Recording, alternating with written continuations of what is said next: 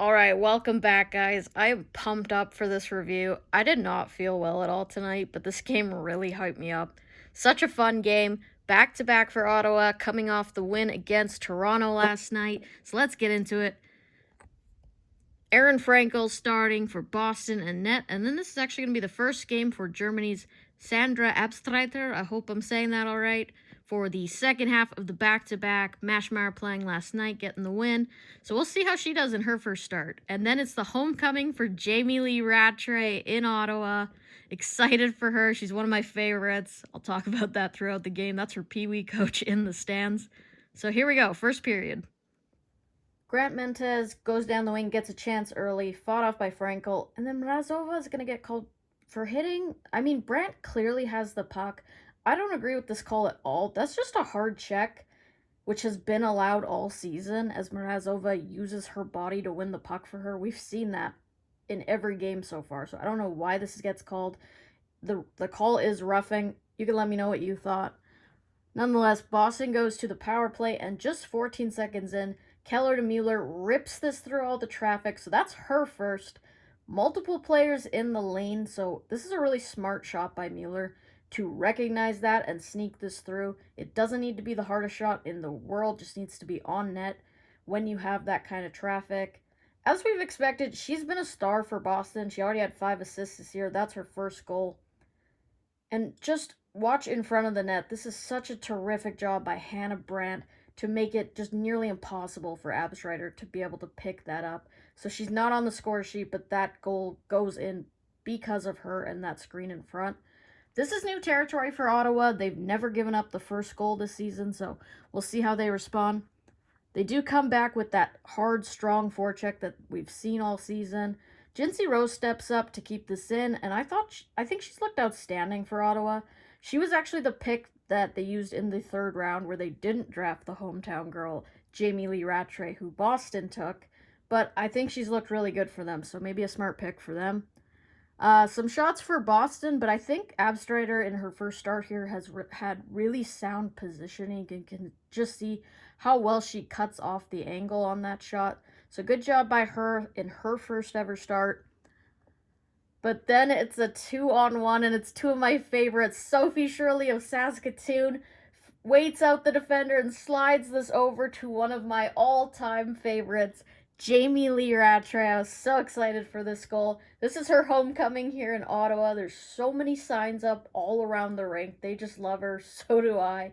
That one's also assisted by Sydney Morin. A lot of people shocked that Ottawa didn't draft Rattray as she got picked up in the third round by Boston. It looks like Ottawa went for defensemen in their first 3 rounds. Maybe they pick her up if Boston doesn't take her in that 15th spot, but man, would I have just loved this team even more if they picked her up. She's just such a heart and soul player. She's always so clutch for Canada. She brings the juice whenever you're down and you just need someone to get you back in the game. That's where she shows up. She makes the most of every minute she's on the ice, so really pumped to see her score. Check out the hashtag HockeyGalReacts for my reaction to that one. But unfortunately, on that play, it does look like Abstreiter pulls something as she pushes across on that 2-on-1. So that's really unfortunate. Like I said, I thought she was playing quite well to start that first period. So Mashmeyer is going to go in, and we'll see how she handles this because this is the first back-to-back for Ottawa, and she played last night as well. So that wraps up the first. Shots 12-7 for Boston. Let's go to the second. This is just perfect execution defensively on this 2-on-1 by DiGirolamo. Hope I'm saying that okay. But that's just textbook timing to break that up. And then what a shift by Ottawa, or maybe even a couple because they changed during this, as they're in the zone for a good 90 seconds of just constant pressure and winning puck battles. Teams are looking for an identity early on, and this smothering forecheck for Ottawa is theirs. They just go to work, move their feet, play hard along the boards. The D step up when they need to, and they're going to get some good chances. So, again, just great coaching, I think, by Carla McLeod, by how she's got this team playing so early on. The chemistry is there. Everybody knows what their job is, and to me, that's usually a sign of a really good coach. So, Good couple shifts there by them as they come out to start the second really strong. There's a pick off at the line here, and then we get some nice hands from Razova. Little dangle there. And she goes short side on Frankel, but she stays hard on the post, so good job by her. Shots are 16 all, just over halfway through, and I think that's pretty high for what we've seen. And usually, like, the shots are at least lopsided, so it's maybe 16-7 or something like that. So this is the most even I've seen it. This hit here is what I was talking about earlier. This is allowed. Like, this is fine. There's no penalty on this. She's just playing the body to win the puck. So, good job by Pelkey. Off the faceoff, that was won by Ottawa to just win the puck by playing the body there. Another great step up by Rose here. Like I said, she was all over this. And she creates a really good chance for Clark in front. And then a couple good chances for Ottawa on that shift. Frankel stopped all 20 shots to this point. Apologies to Boston fans, because just as I wrote that down, Ottawa finally is going to get one past her. Della Rovere in front with her first on a sweet feed from Snodgrass. She's able to get a tip on that off the post and in, so no chance for Frankel there. So that's Ottawa's fourth line coming up huge to get them back in this one. As I said, every line kind of plays the same way. Hard pressure, they force those turnovers. This is actually like a really poor exit by Boston as well. I mentioned this yesterday. Two things can be true. It's a great play by Ottawa, but this is also a poor exit, as Boston should have this puck up and out right there, but they don't get it out. Snodgrass feeds in front, and good job for Della Rovere. They were really excited on the bench for her. As I said, this team is just good vibes only, so I really like watching them. Ottawa continues to press to end that third period. After that goal, the crowd is behind them, so that second was really all Ottawa. Maybe a few chances for Boston at the beginning, but then they just took over on that forecheck. Chance after chance after chance, and they finally get one by Frankel after all of that. So now we've got just a 1-goal lead for Boston, and let's head to the third as we get some good looks at the chances and also the really strong play by Frankel to keep this a 1-goal game. So we start the third period with a scary hit on Amanda Boulier. You can check out my Instagram for the reaction to that one. I originally thought that she jumped and launched herself at Boulier. She did not. Her skates were on the ice the entire time. I thought maybe they were going to look and see if this was a major. Me and Game Day Hockey are actually planning to take a closer look at the rulebook just to learn more on calls and the technicalities for what qualifies, like in this example, what would qualify for a major. But it is just 2 minutes. You can see that the initial point of contact is the head. It's not up through the chest. And so, credit to Wenskowski, though. She did, sorry if I'm not pronouncing that right, she did check on Boulier right after. She knew that that wasn't a good hit.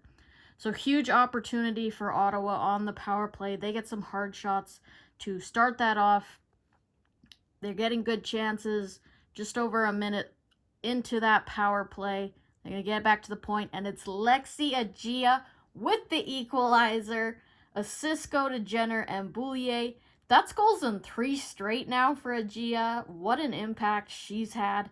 And she actually has had a point in every game so far this season for Ottawa, so she's been a major contributor. And as I mentioned this in my live reaction, she scored a goal just like this last week on the doorstep. So she screens Frankel to impair her, and then off Jenner in front, and she just taps it home. I had someone on my channel mention that a lot of the players maybe don't have the pure strength on their shot that the men use on the power play. So this is a perfectly executed plan to just have that original shot create a rebound and then some chaos around the net and have players there to tap it home. Ottawa does this, and now we have a tie game. They rally back from down 2. Let's go. And then Watts doesn't get very good wood on this. I'm sure she wants that back, but she goes back for another whack, and Boston did not like that. Arms are getting thrown into a scrum. I haven't posted many reactions from last week, but I got a good few from this one as my fandom for Ottawa continues to grow.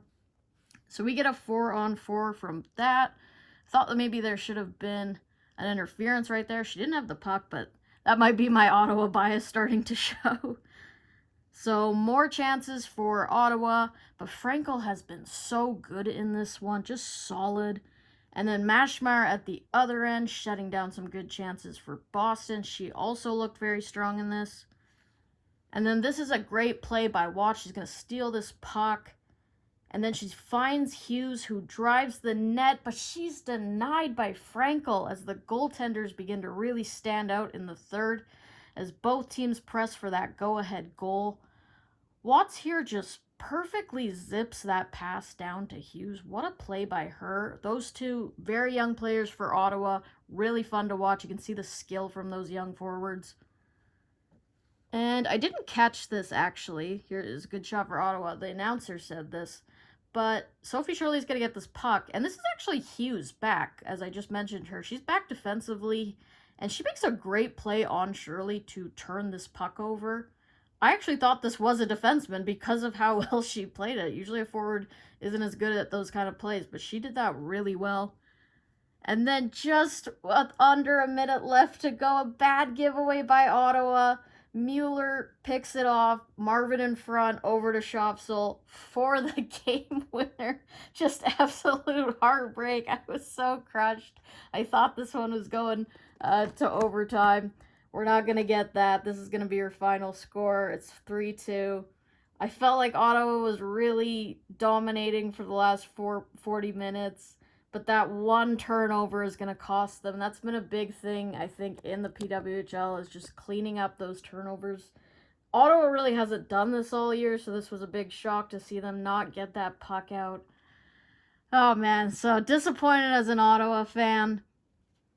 Big 3 points for Boston as they now sit tied with Ottawa for third, and both teams have games in hand over the other teams in the league.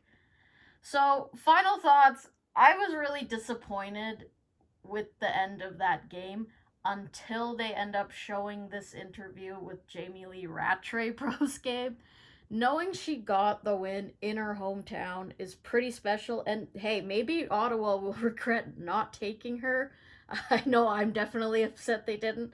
She would fit in so perfectly with that group. They really embody everything that Rattray does with her game and her leadership. And you can see they actually show her parents. Her dad is very emotional at what this means for his daughter. So that's great to see. And after I watched this, I did feel a little bit better about the loss. And I was happy for Rattray. I've mentioned a lot that she's really one of my favorite players. There's her dad tearing up in the crowd, and he's waving at them to get the camera off him. That was really funny to see. So she is going to be your player of the game. Big goal by her. She was all over it. The fans all over the rink were really excited to see her. I thought this was a great game by both goaltenders. Mashmar, 18 saves on 19 shots after coming into the game late in the first. And then Frankel, I thought she was phenomenal in this game. This could have easily been a lot worse for Boston, or not worse, but they could have lost this game.